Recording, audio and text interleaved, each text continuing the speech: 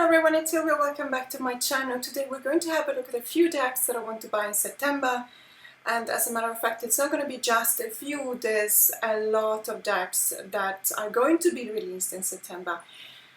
And what I'm going to show you today is not, mind you, all of the decks that will be released in September or October. These are the decks that out of all of the ones that are going to be released, I want to buy. And the problem is that there's virtually no difference between the decks that are going to be released and the ones I want to buy, because they're all incredibly beautiful, and I honestly don't know whether this is because everyone is coming back from their holidays and it's almost like it's time to get back into tarot and oracle decks. But all of the publishers, they've done this fantastic job with coming up with these new releases, and honestly, every time that I look at new deck and I look at the release date and it's in September, and it's just one of the decks that automatically goes into my wish list. So I'm gonna go broke in September. I will go broke because I want to buy them all, and I don't think I will be able to, but let's have a look. So we start with the Lady Sterling's Wicked Garden Oracle deck. Now there's something that I need to say about this deck. Yes, it's incredibly beautiful, it is gorgeous, absolutely amazing, but it is only 32 cards and it's rather expensive. Now, the price shown here is already discounted and it's in Australian dollars, so it's 67 Australian dollars. Originally it was 87, so it does come with a discount. I don't honestly know if on the 5th of September, which is the official release date in Australia, I will actually be courageous enough to pull the trigger and buy this deck and spend $67 on a very small deck. I know that it comes with the experience, like many other decks by Matt Hughes, is also the Carnival, Mother Mort's Carnival Oracle deck, for example. I know that that one comes with heaps of gadgets and really beautiful cards, but also the whole value of the production is certainly worth it. Is it worth it for me as a tarot reader? Not so much. As a tarot collector, probably yes. But this is a mass market deck.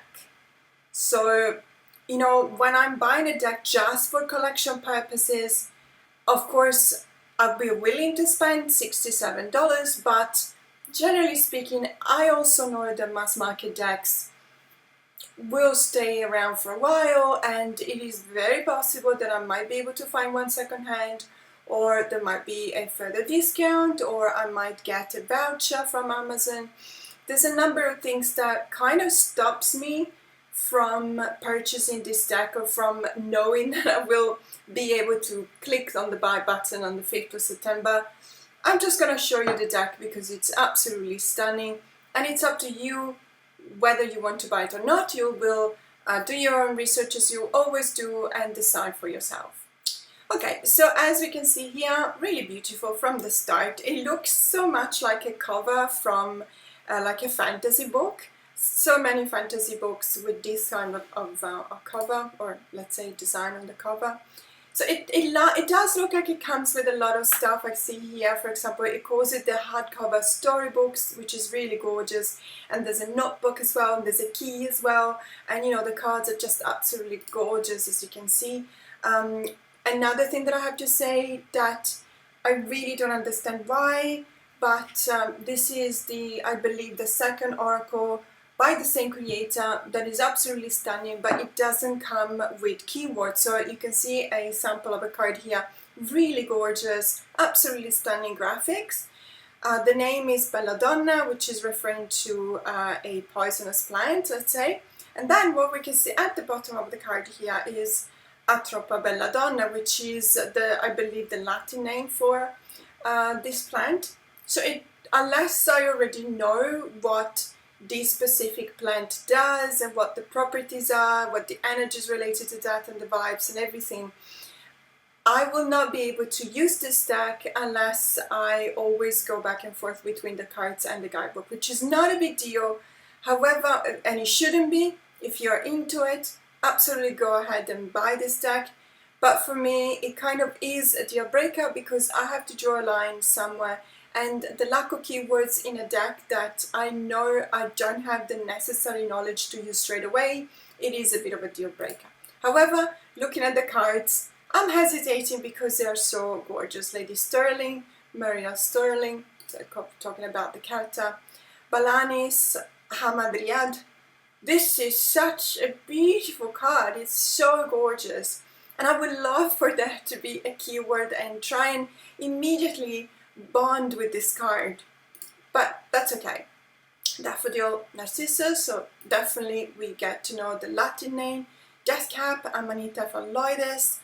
I was thinking I have an oracle deck by Rockpool which is called the Deadly Apothecary, and I just love it so much.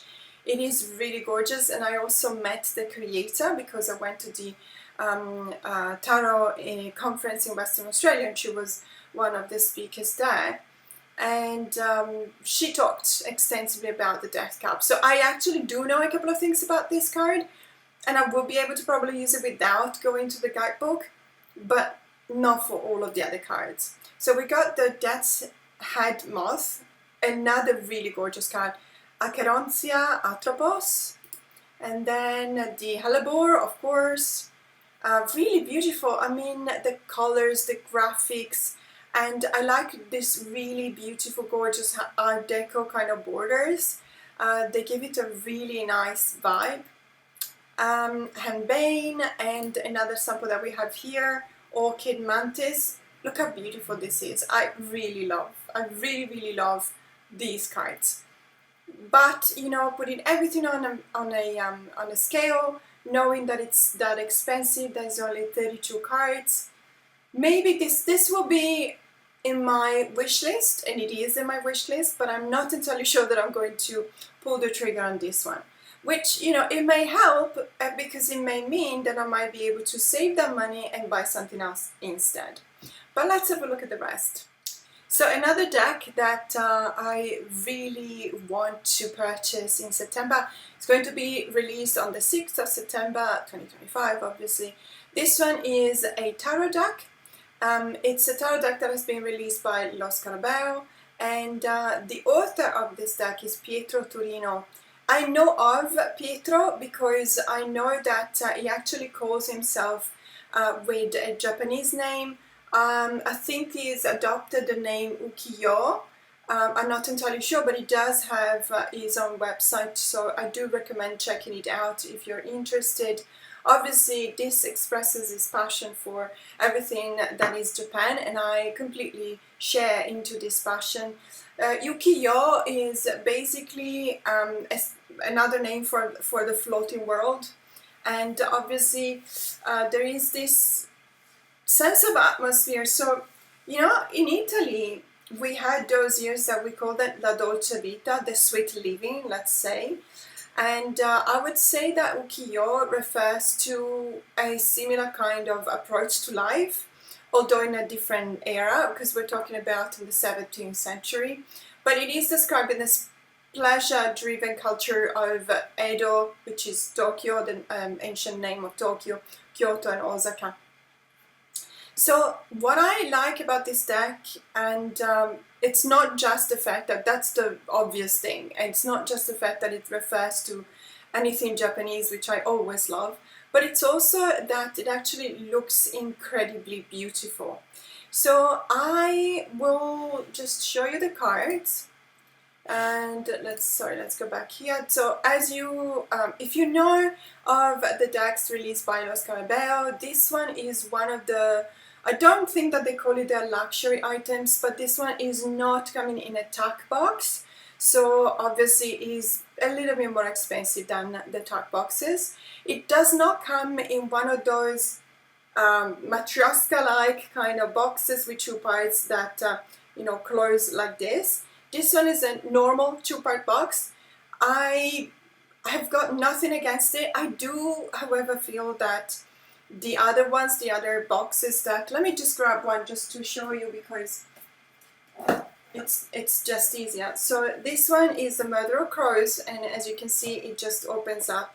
It's a two-part box, but it's opening like that. whereas this one looks like a normal box. And for example, the Joker Tarot, if you have received this deck as a Kickstarter reward from the Kickstarter campaign from a couple of years ago, you will have this one, which is 2-part box, and it opens like a normal 2-part box. Let's put it this way. So it looks like this box is exactly the same as the Joker Tarot, the reward campaign, the Kickstarter campaign. So let's have a look at the cards, because oh my goodness, look how beautiful these are. So we've got the Fool card here, we got the Emperor card here, which is absolutely gorgeous, and I have to say I really love that there's this association with really warm colors like the reds and the oranges, because it does, let's say in my mind, the way in which I look at the Emperor, it does combine, it does refer to the color red. And then we've got the Hermit, which is also incredibly ethereal and beautiful at the same time. I really love this art style. And we've got the Wheel, obviously the Wheel of Fortune, really beautiful as well. We've got the Justice card, which is really gorgeous with this katana. And there's obviously a lot of Japanese elements in there, Japanese, you know, your usual influence from that century, basically the 17th and the 18th century, with the really big sun in the background, you know, the very specific way in which the branches of a tree expand. It's almost, I do know that that particular style in Japanese art, let's say, comes from China. So I do, ironically, it was one of my dad's favorite art style, and when I did go to China, I always brought back a few prints for him, because he would really appreciate that. You can see that in the Tower card in here, for example, that tree and the branches of the tree, very typical of this kind of art style. And then, you know, this is one of my favorite cards of the deck. This is the Star card, which makes sense because the Star card is one of my favorite cards of all time. Let's say when it comes to, you know, the 78 cards on the Tarot deck, it depends on the deck, because there are decks that I really appreciate, but perhaps the Star card is not my favorite. But in this case it is, and it's just so beautiful. I really love the fact that the character here is closing their eyes, pointing to trust, this sense of trust, but there's also this immersion in water, which is absolutely amazing. And these light that come, they make the card look like it's coming alive, so I really like that. And these are the backs. Now let me just check, just out of curiosity, if I can find some minors, because no, okay, there's no minors. It doesn't look like we've been given the possibility to look at the minors. That worries me a little bit, but just a little bit, because this is a Los Carabao deck, and I, apart from the decks that the Marseille decks that are peepish because they're Marseille decks, I don't know of any Los Carabao decks that are actually lazy peepish in the minors. What I will do, however, is I will have a look. I know that this has been released already in Italy, so I will have a look at YouTube videos or TikTok videos, or even on Instagram, for someone who shows the minors as well, in order to be able to decide. But so far, I'm pretty keen on this deck. Another deck that it's technically released on the 26th of August. However, today is the 26th of August, and it's not available yet, so it will be one of those decks that I will have to purchase in September. This is the Akasha Oracle Unlock Wisdom from Previous Lives. So this has been released by Rockpool, and it is by Carla Cartagena and Emily Nicole. But let's have a look at the cards. I think that this deck originally came out in French, because I remember seeing it, and it has been picked up by Rockpool, and that's not unusual because Rockpool has picked up another couple of decks that have previously been published in French. For example, the Sentry Drive 2.0 Dis-moi que tu m'aimes, Tell Me You Love Me, originally was in French, and then it has been translated and released by Rockpool. And I'm pretty sure this one was French at the beginning as well, but let me just jump into the samples that we have here of the cards. And I will have to say, obviously it's referring to Akashic Records, the Akasha, which is the collective mind, you know, the idea that every single thought, intention, energy, wisdom has been collected in the collective mind and can be shared. So once you bond with Akasha, once you relate to them, work with Akashic Records, you will be in touch with pretty much humankind's thoughts and feelings and ideas, which is an incredibly amazing concept. Every time that I think about the Akashic Records, I think about the High Priestess, because to me the High Priestess is the custodian of the Akashic Records. I love this deck. I love the aesthetics.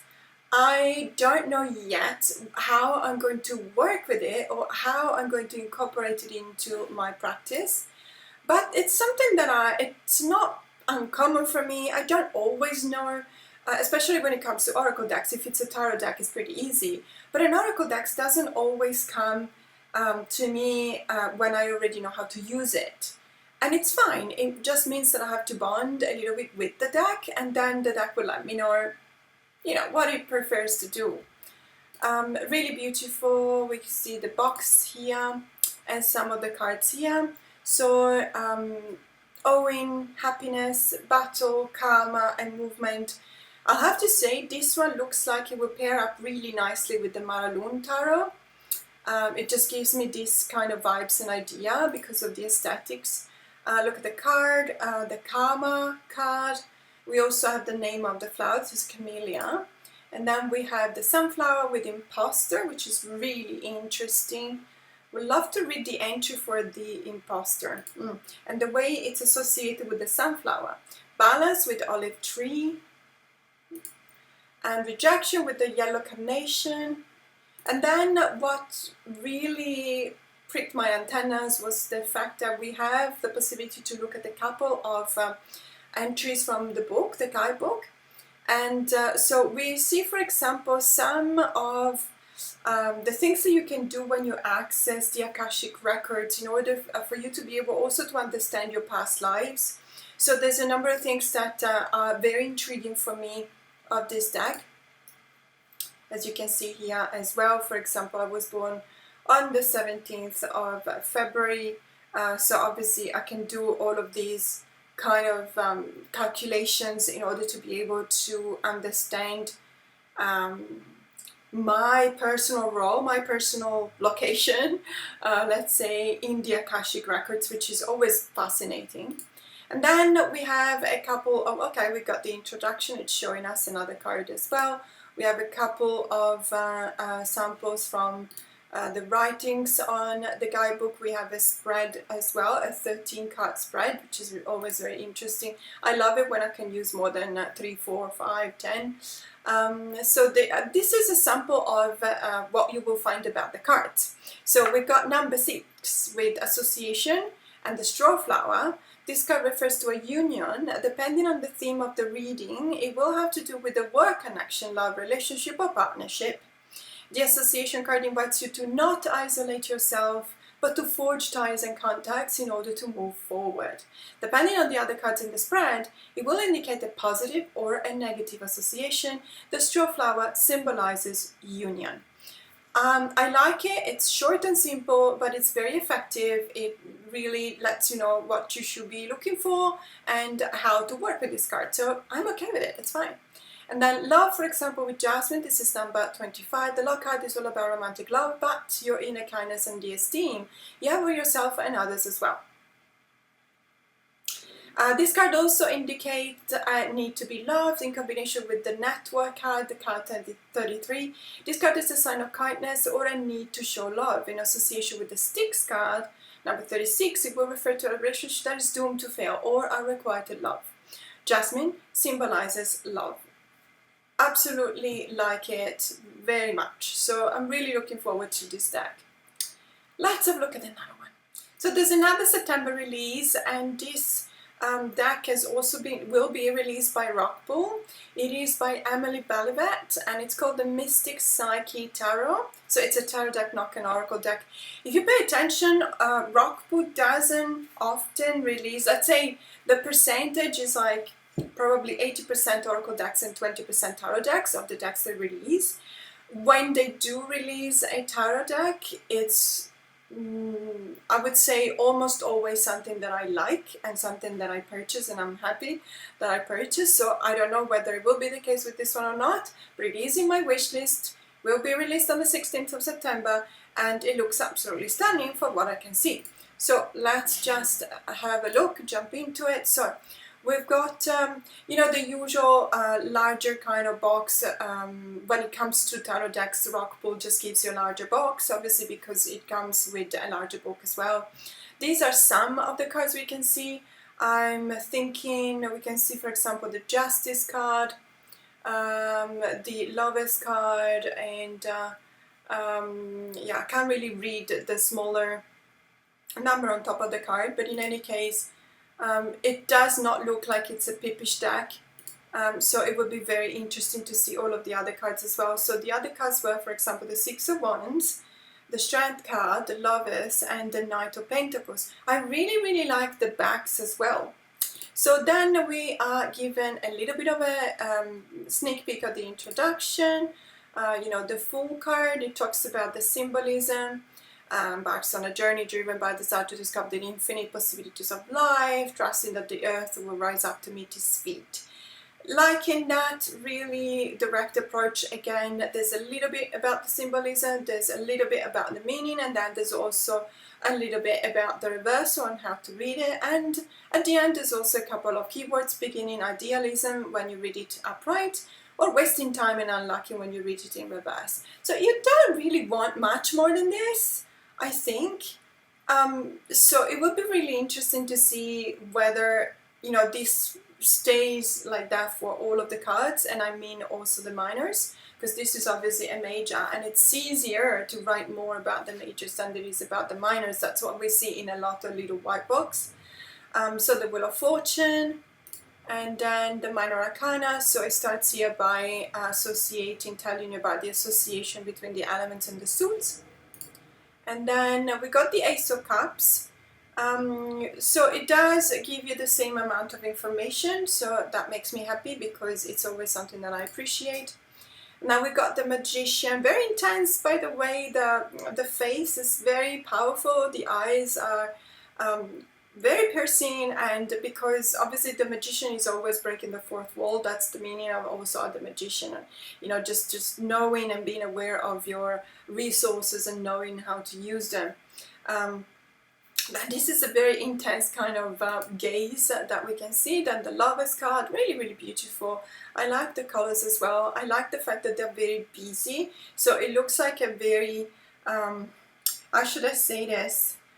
Very built up kind of art style, because there's a lot of decorative elements to the cards. Not just symbols, but literally just decorative elements. And then we've got the Sun card. Then we have the Three of Wands, which looks a little bit pippish, and compared to the Six of Wands that we've seen earlier, I think it was here, it looks like it's slightly pippish, okay? So that's the way in which I'm going to express this. Between the Three of Wands and the Six of Wands, it doesn't look like you have the usual scenery of the Six of Wands of the person that is, you know, celebrating their victory, and they have a laurel on their head, riding a horse, and there's everyone around them celebrating, etc. It doesn't look like it will be fully scenic. That was the Six of Wands, and this one is the Three of Wands. And the Three of Wands, you would normally have someone looking up at the horizon at least, and waiting for the ships to come, or considering whether to join them or not. So there's this sense of movement. I don't see it here.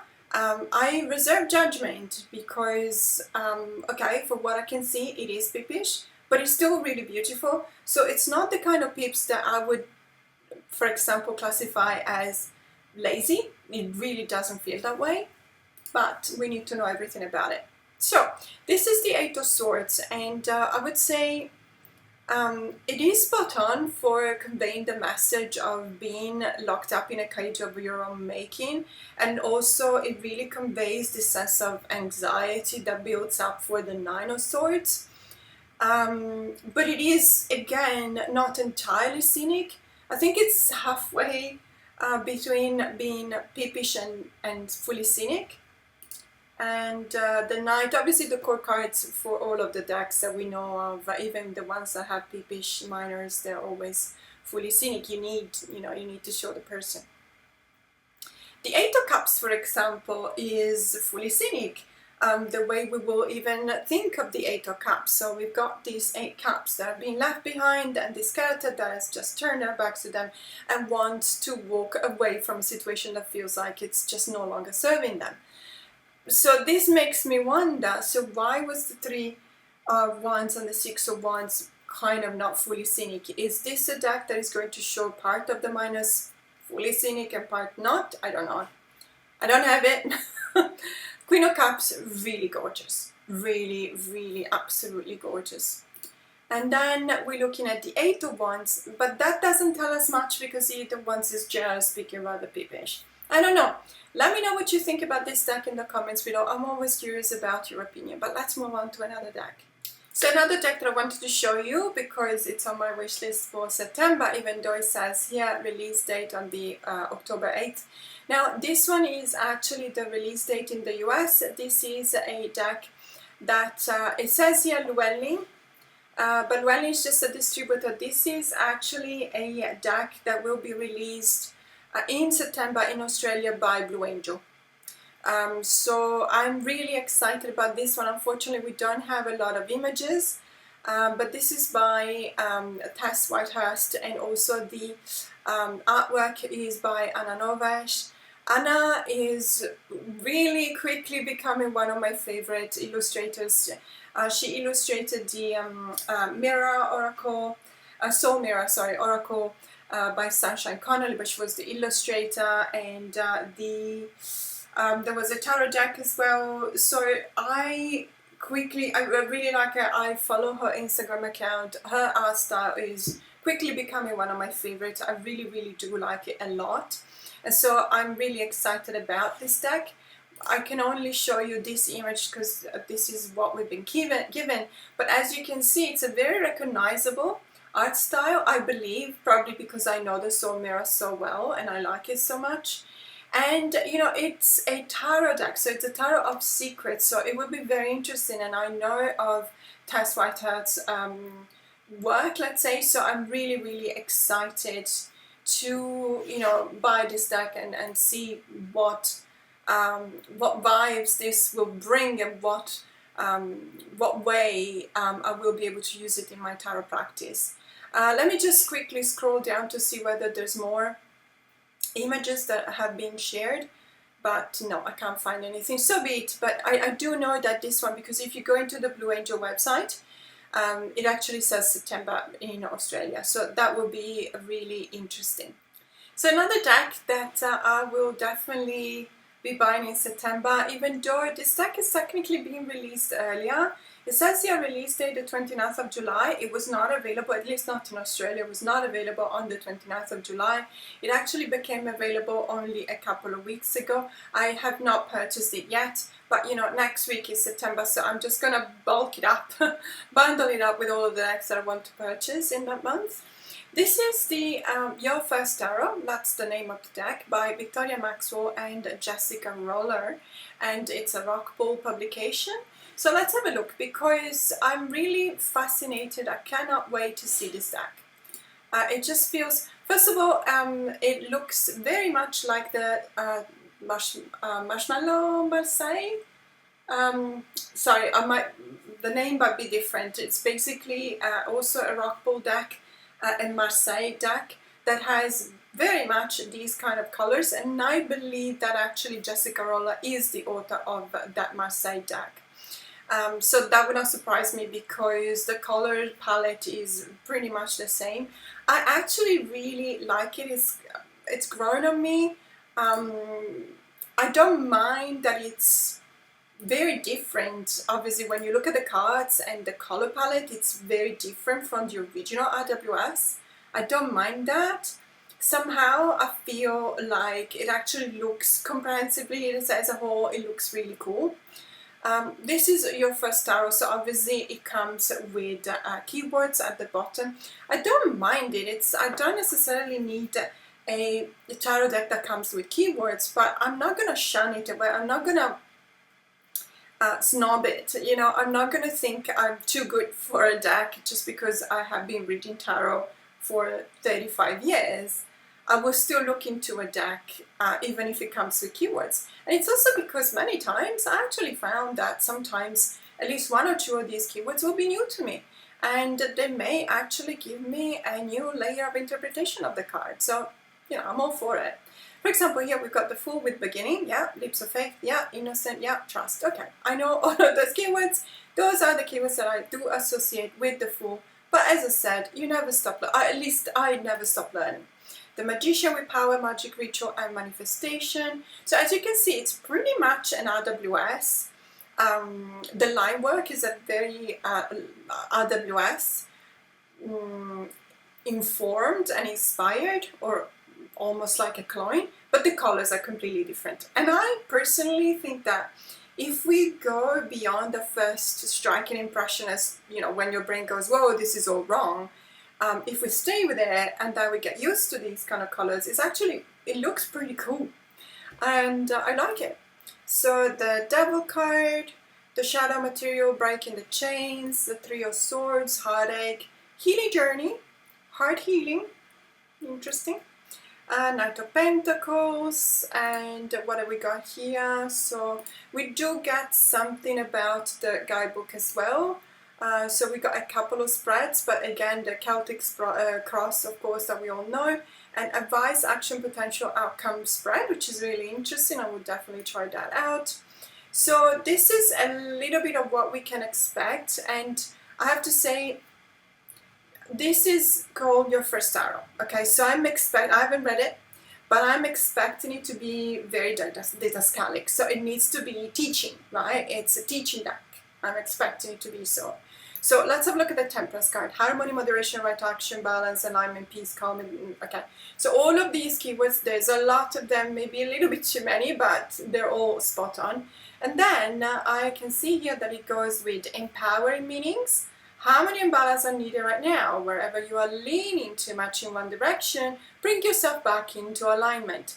It would be nice if that explained that as pointing to the symbology in the card, because as a first tarot, a teaching tarot, that would have been this. If I had to write a booklet for a tarot deck, I would definitely talk about harmony and balance, but then I would refer to the symbols on the card. Maybe that's so later. You may be working too hard and not resting enough to focus. Focusing on inner balance will help you be able to deal with whatever life brings you. If you're trying to make a decision, you're being called to take the right action.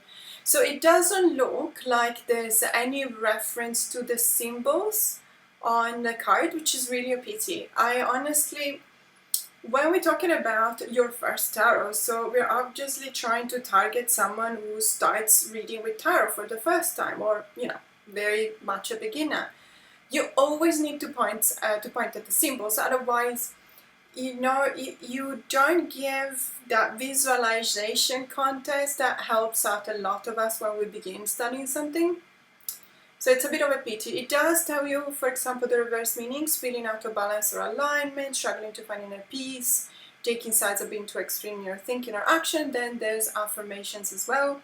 I am balanced and aligned. I am in harmony with myself and others. Really beautiful, gorgeous, spot on with the keywords. Really great to help you read the meaning of the card. No references to the symbols. Then why do we have a card? You know, why do we have a card if we don't refer to the symbols on the card? You know what I mean? It would have been best, but I can't say anything because I haven't published, I haven't released, I haven't created any decks, so I don't know how hard it is. I'm expecting it to be really hard. So when it comes to, we've given one example of a core card, the King of Wands. Again, lots and lots of keywords. They're perfect, they're right. Too many, I think. For me, keywords need to be 3. You know, 1 can be not enough. 4, that's already confusing and disorienting. 1, 2, 3, 4, 5, 6, 7, 8, 9, 10, 11, 12, 13. More than 10, it's definitely confusing. As a person, so obviously we will talk about the archetype. A King of Wands person is loyal, strong, brave and fiery. They may be a member of the military, a leader in their profession, someone with much expertise and experience to share with others. Ready to step up and fight for what they believe in. They will always have your back and will support and defend you in a heartbeat. Absolutely. And then it goes into the meaning, so empowering meaning. You have faced your fears, been tried and tested, come out winning. I love that. I agree with that. I think it's spot on. I think it's the way in which this has been presented shows someone with a very good knowledge of tarot. It's such a pity that there's no references to the symbols on the card, because if I'm a beginner, I need to see something that I'm learning. But then again, I don't know, I feel like saying, why would you need the card if you don't have any reference to the symbols? But anyway, but I will definitely be interested in this deck because I actually really like it. Let's move on. Now let's talk about the elephant in the room, and this is probably one of the most anticipated releases in September for Australia. Now please let me just specify this.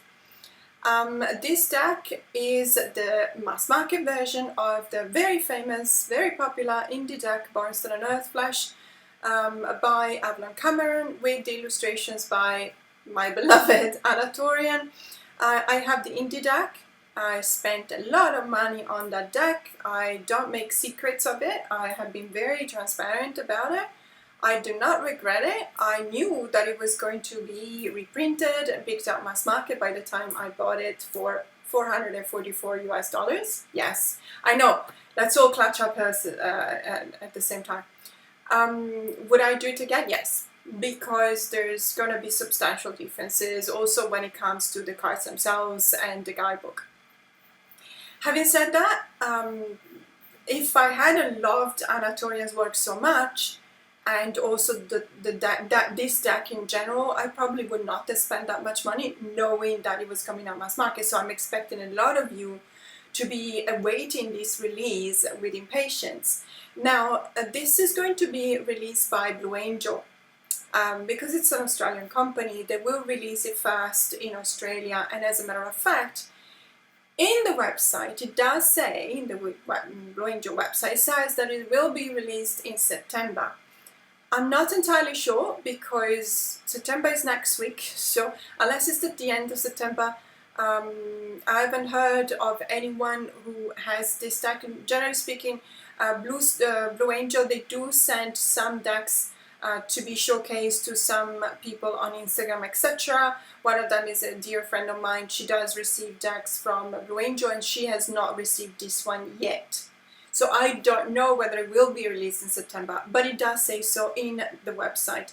However, when it comes to the release in the US and other markets, I think you guys may have to wait a bit longer. Even probably, I'm not entirely sure, I don't live in the US, but it is most likely to be released in 2026, maybe January, maybe February, I don't know. But in any case, this is the deck. We have not been given a lot of cards, unfortunately, which is a pity because it would have been nice to already start making comparison with the indie edition. And also, it's weird that says here, 8th of November 2025, and Llewellyn publication. Trust me, it's just that Llewellyn is probably, just a reseller in the US, but it will be released by Blue Angel, and on the Blue Angel website it says September. So keeping my fingers crossed. If they do release it in September, I will definitely buy it. I probably don't even complain about the price, which is $68.30. It doesn't matter. I just really want to see it. I really, really want to see it. Now let's have a look at another Oracle deck that will be released in September. So this one is released by Hay House. It's an oracle deck that is called the Fairy Tale Heroine Oracle, which really piques my interest because with my members we just finished doing the study of the Fairy Tale Tarot, and I really felt like 2025 was the year of fairy tale decks. Whether they're tarot decks or oracle decks, it's always about these fairy tales, which is always very interesting. So the Fairy Tale Heroine Oracle is an oracle deck, obviously not a tarot deck. I don't have that many oracle decks released by Hay House. I do have a lot of tarot decks.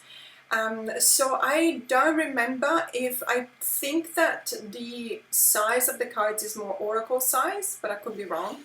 But in any case, let's have a look at the images that we have been given as samples here. As you can see, really beautiful. Really love this deck. I just had the possibility to look at, you know, a few images, but I already love them so much. And it will be very interesting also to see the associations between the images, the keywords, and the fairy tale they refer to. There's sacrifice here, which is very intense, very powerful, a bit worrying, if I might say. Then we got marine. Obviously it will be referred to a fairy tale dragon, which is one of the most common supernatural animals that we can find in a fairy tale. Mirror, which is a portal more often than not in a fairy tale, so really interesting to see what the association is. Home card. Can I just say, this reminds me so much of Amanda Clark's art style, but I'm not entirely, I don't think that it's actually her, but it's something that looks pretty much like her work. Talking horse we got here, and key. Let me just quickly jump back into the information and see whether it says something about the illustrator. So it just says Sharon Blackie as an author. Does it say anything else about illustration done by something or other, unless it's, you know, Sharon Blackie also the illustrator? Maybe something here. No, can't really find it. Let's see, it does give you a few more cards here, as you can see, and a bit more information. Fairy tales are the finest teaching stories, holding rich, deep lessons that show us a pathway towards change and how to live more fully in the world. 4 suits to guide you, to guide your journey. So, for example, we got the tasks. Face your challenges with courage. I like that it's structured this way. It's almost tarot-like. It's almost like these were the minor suits. Places. Step into mythic landscapes, guides, meet allies, tricksters and wise old women, and tools, unlock your potential. There you go. Sorry, it does say here, and so am I so stupid that I didn't actually see it on the first image here? Yes, so let me just bring this back up 1 second, because it does say that it's been illustrated by Amanda Clark. It's just I didn't see because I was looking for it in the information, but it is on the box, let's say. So that's why they look so familiar, because I really like Amanda Clark's art style. I have a few also oracle decks done by her, and I follow her Instagram account. I absolutely find it really lovely. So I'm happy to see that that is actually the case here. It is illustrated by Amanda Clark. So really looking forward to this one, because it looks absolutely stunning. Another deck that personally I've had it in my wish list for, well, ever since I knew that it was going to come out. This is the Seasons of the Witch Winter Tarot. So basically I was reading about this, and I believe that Rockpool, published by Rockpool, I believe that they talked about it in one of their Instagram stories, but they're going to release, I believe, a total of 4 tarot decks related to you know, combining 2 seasons of the witch. So in this case, the Winter Tarot is covering Yule and Imbolc.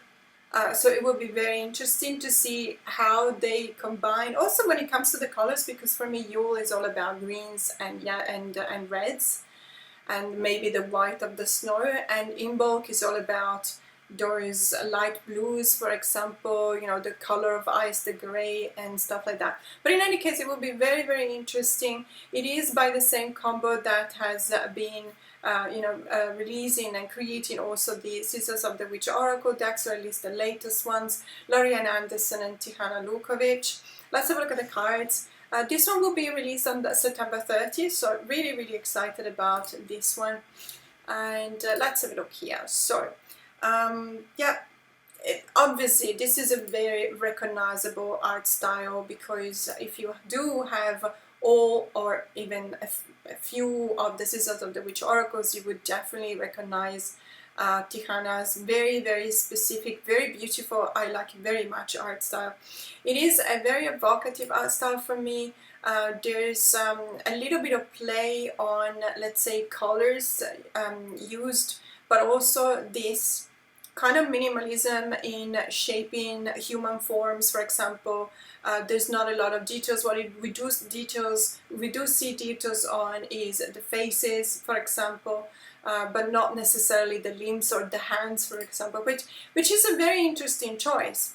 The Winter Empress. Wow, look at this card. Isn't it just absolutely stunning? I really love this. This is such a stunning card to be, you know, it's number 3 in the Major Arcana, so I'm expecting it to be the Empress card. So really amazing, really lovely. And what have we got? So we also have 2 of Winter Wands. So obviously we're talking about wands, we're talking about the Suit of Fire. We can see that also by the fact that there's a small symbol with a candle. Yeah, it's a candle at the top of the card. But this is the 2 of Winter Wands, and you can definitely tell that there is that sense of looking outside the window and just longing for something bigger. That is the meaning of the 2 of Wands, you know, looking at your world, and it's so small that it can actually be fit in the palm of your hand, and you want something more now. So you want to expand, you know, what you know, what represents your own world. So really beautiful way to integrate, let's say, the theme of the deck and the meaning of the tarot card. Now we've got the 5 of Winter Cups, which is really beautiful as well. Loving this. There is a sense of anxiety that is probably a bit stronger than what I would normally like in a 5 of Winter Cups or in a 5 of Cups, because for me the 5 of Cups is also to be taken like, you know what, yeah, you spill some milk, but come on, there's something that is still standing. You should focus on what's positive, etc. You know, get over it sometimes. But there is a sense of awareness for the loss in this card. So when I look at that part of the 5 of Cups, I can see it here and I like it. Ace of Winter Swords. Wow, really gorgeous with this. It looks like the character here is holding a crystal. So that would be very interesting. Ace of Winter Pentacles. Really beautiful. I'm loving this deck. I really can't wait. And so we've given a little bit of a forward, and here also the Spirit of Winter. So this is very similar to the setup that we used to find in the Oracle decks. The seasons as archetypes, using the cards beyond winter. That's interesting. So it tells you, for example, when you're feeling tired, especially spiritually and mentally, when you're seeking to reflect on a journey or after achieving a significant milestone, to embrace dark energies such as shadow work or deep rest, to build resilience during challenging times, to establish a restorative living journey. So I like that they obviously had to cover more than just the winter season. So I like the fact that it tells you you can also use this tarot deck not just when it's winter, or you know, Yule and Imbolc, but also in other times of the year. Absolutely loving that. Talks about reversals. So it says here, I have chosen not to include reversals in this series, but should you choose to use reversals, please feel free to do so. Okay, it's a choice, absolutely. Combining tarot and oracle, yes, I will definitely do that. And the Winter Witch, so it tells you obviously about the card. And then we got the Winter Hierophant, which is, you know, what we saw earlier. And then there's another card here. Let me just see what this is. The 2 of Winter Wands. So we've been given a little bit of a sneak peek, not just on the major arcanas, but also on the minors. And I'm pleased to see that it's got the same amount of information between the 2. I'm really excited about this one. So another deck that I'm very excited about is by the same illustrator, although there's a different author. So the illustrator is again Tihana Lukovic, but the author is Glea Govati. And this is actually called the Witch's Shadow Work Oracle. And it's a 40 cards oracle deck, and you guys know me, I've talked about it before. I would prefer to have at least 44, but you know, 40 is better than 32, let's put it this way. So this is let me just double check, because I've seen it in the comments below. So let's just scroll down, because we have not been given a sample of the cards, but I did remember seeing exactly. So this user has actually posted a couple of photos that show you the cards. So let me just see if it's possible to make it bigger. Yeah, okay. So as you can see, so let me just center it again. As you can see, this is really interesting, because it looks like it is your very well-known art style by Tikana Lukovic, of course. We talked about her earlier. But because the background is white, as you can see from the photos here, at least in the majority of the cards, it actually gives a kind of a different vibe to the characters in the cards, because it looks almost as if they are at the center of the attention. Your eye, because there's white spaces around them, your eye is immediately led to the character on the card, and it gives it even more gravitas, let's say, or importance or intensity. So I'm really excited about this one, and I'm really, really curious. Technically it was supposed to be released today, the 26th of August, but it's not available. And again, this is one of the decks that I would just buy next week as soon as they hopefully become available.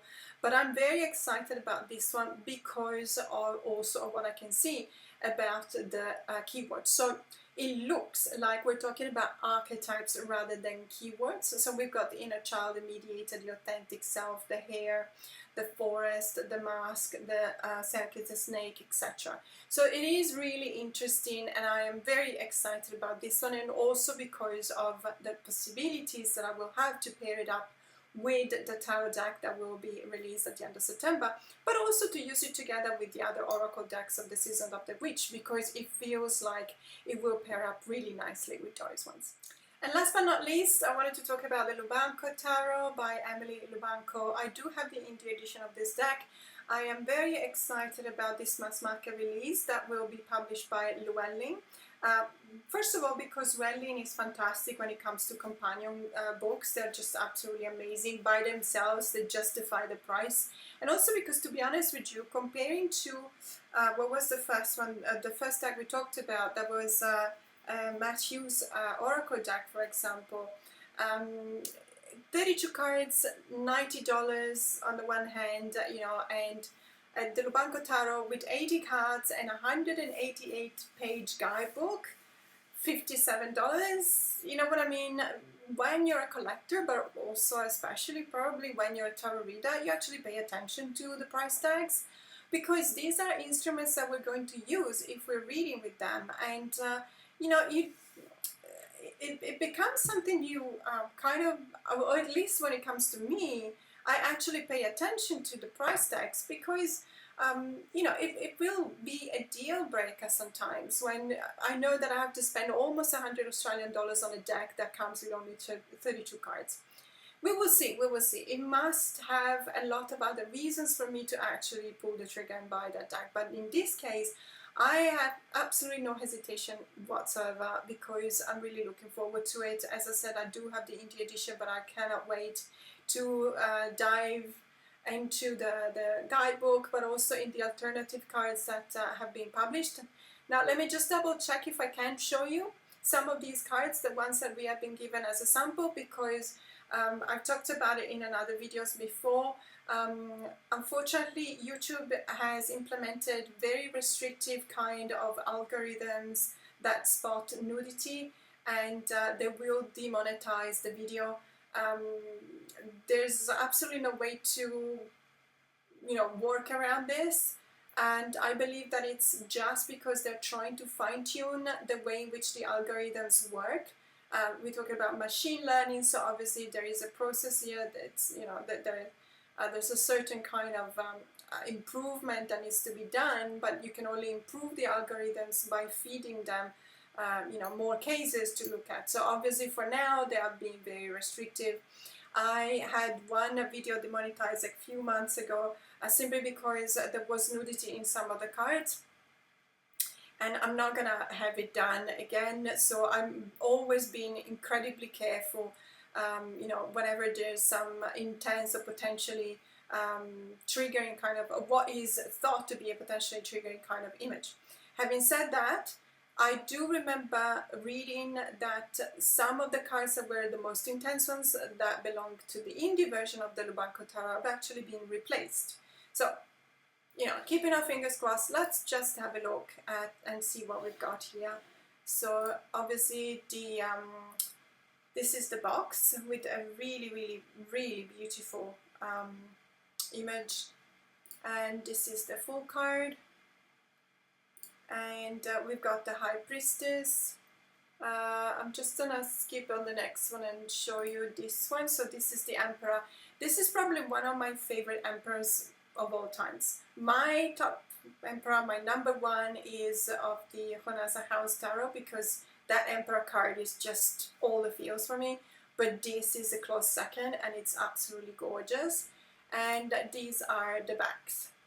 So we do already see a few differences, but what I'm excited about is, to be honest, the guidebook. I'm really excited about that one. So it will be really interesting to compare this deck with the indie edition that I still have.